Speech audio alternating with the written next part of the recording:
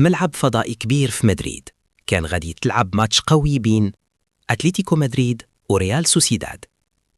الملعب كان متطور بزاف، الحكم روبوت، الكرة فيها حساسات، وحتى الجمهور لابس نظارات هولوغرام باش يشوف الإعادة ثلاثية الأبعاد. قبل الماتش خرج الذكاء الاصطناعي ديال الدوري بتوقع الماتش غادي يكون تكتيكي وصعيب. بدأ الماتش، أتليتيكو بدأ بالدفاع القوي ديالو، وريال سوسيداد بالتمريرات السريعة. الروبوت المحلل قال احتمال الهدف قليل 12%. فجأة لاعب من سوسيداد ضرب تسديدة بعيدة، الكورة دارت واحد الدوران غريب حتى السيستم تحير، دخلت في الشباك. الحكم الروبوت وقف لحظة وقال تحليل المسار، النتيجة هدف صحيح.